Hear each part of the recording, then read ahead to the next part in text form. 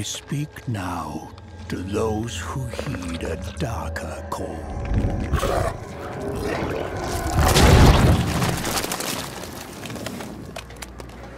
Welcome to Mojo Plays, and today we're taking a look at the 10 things to know before playing Diablo 4.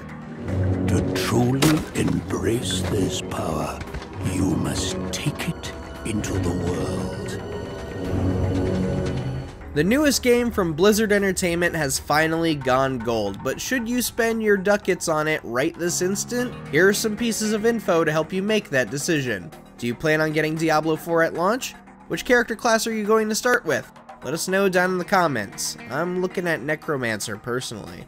Before we begin, we publish new videos all week long, so be sure to subscribe to Mojo Plays and ring the bell to be notified about our latest videos. Story.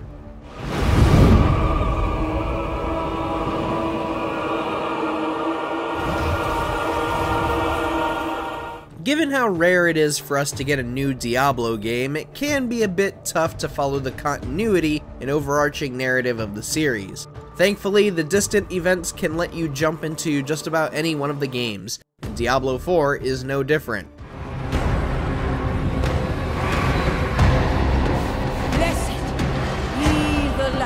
The game takes place 30 years after the events of Diablo 3 Reaper of Souls, and due to those events, Sanctuary has found itself under the thumb of Lilith, the daughter of Mephisto. You, the player, will take the role of a Nephilim, a being who is neither angel nor demon, but can possess the powers of both.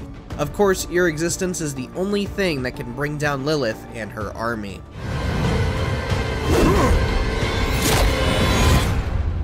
Character classes.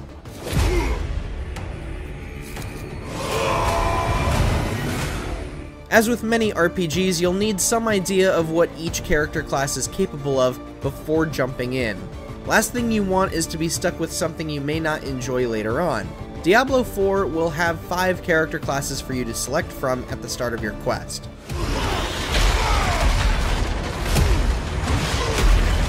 Barbarian, Druid, Rogue, Sorceress, and Necromancer. My class. Barbarians specialize in melee combat, while the Sorceress can utilize elemental magic to neutralize targets. Druids can use the elements of nature to defend themselves and shapeshift into different animals for unique attacks and maneuvers.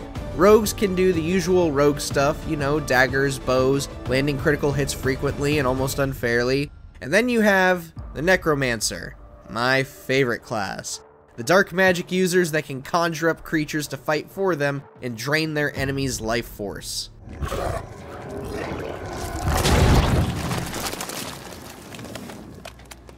The jump to 3D.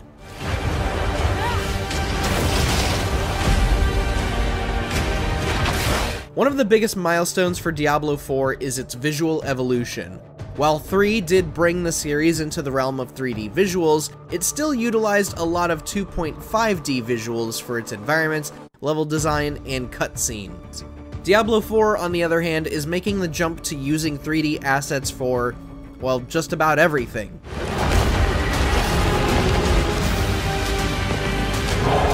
Worlds have been designed not only to fit gameplay, but also to allow for captivating cutscenes within the game itself, rather than restrict it to, say, a box or pre-rendered cutscenes.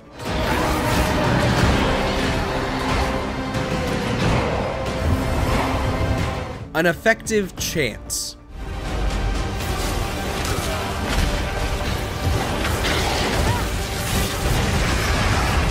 Another first for Diablo 4 is the addition of 3 brand new attributes that will alter your playstyle: Angelic, Demonic, and Ancestral Power.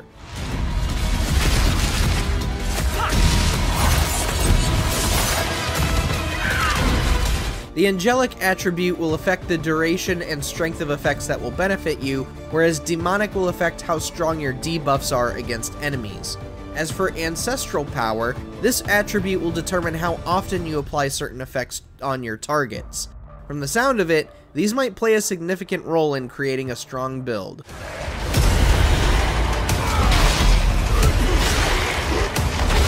The Marketplace.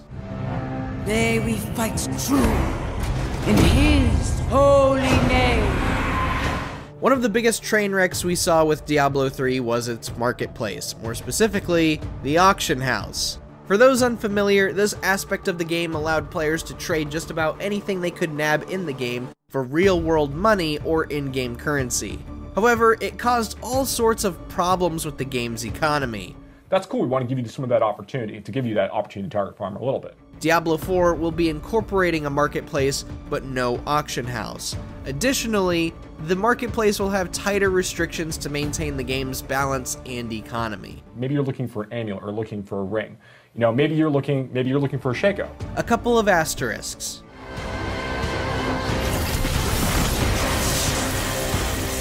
Speaking of money, Diablo 4 comes with a couple of asterisks you should be aware of. First off, the game will have microtransactions, which will be used to purchase season passes and cosmetics rather than item upgrades as we saw in the mobile spin-off Diablo Immortal. Yeah, absolutely.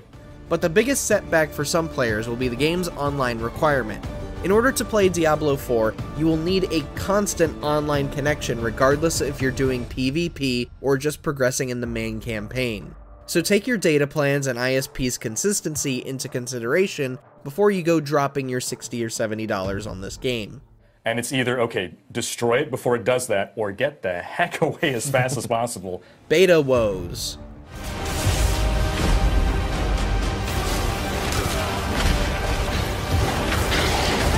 Back in March 2023, Diablo 4 saw 2 weekend closed betas made available for only those who pre-ordered the game.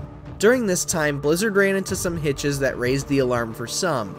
Queue times left players waiting for minutes to hours on end waiting to jump in.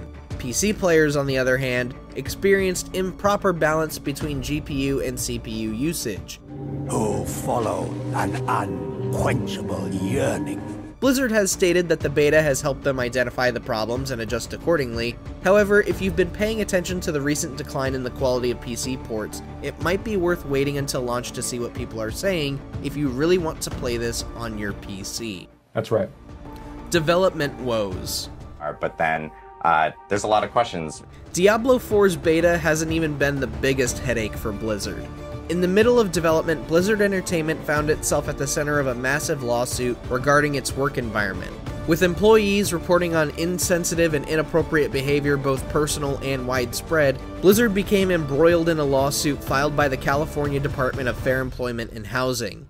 It was here that Blizzard fans discovered many of the studio's leads had been involved in this vile behavior. I'm joined here by Joe Shelley, who's the game director for Diablo 4, and then I have Joseph Pipora, who's the associate game director. This led to the departure of 2 key leads on Diablo 4, Jesse McCree, who was Diablo 4's lead designer, and Louis Barriga, the game's director. In their places are Joseph Pipora, who worked on Overwatch 2 and Warcraft 3 Reforged, and Joe Shelley, who spent much of his early years playing the first 2 Diablo games before joining Blizzard in 2007 and working on Diablo 3 as lead game designer. Yeah, super fun. Post-launch support. You know, there's 220 Paragon points that players will be able to have by the time they finish leveling up their character at level 100. Diablo 4 is planned to have post-launch support, but if you're someone with not a lot of time on your hands, it might give you pause. Part of its post-launch support will come in the form of battle passes, and they are quite extensive. I'm gonna go like bone and blood and just further, explore and dive into that specialization. Yeah. According to Pipora himself, battle passes will take around 80 hours to fully complete, and reaching level 100 with your character might go well beyond that. One thing Pipora did want to clarify was that campaigns will not be tied to battle passes whatsoever. We want them to feel like that the choices they made for the 220 matter a great deal to their overall performance. Launch. I have returned to hell for you. As we mentioned at the beginning of the video, Diablo 4 has gone gold already, meaning that the game has finished development and is ready for printing. Diablo 4 will launch on June 6, 2023 for PlayStation 4, PlayStation 5, Xbox One, Xbox Series XS, and Windows PC.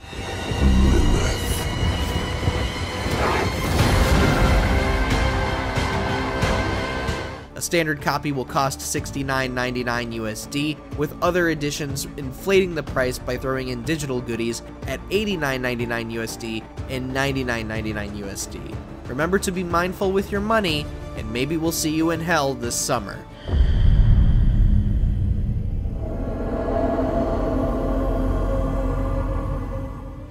Thanks for watching. If you enjoyed the video, there's more where that came from.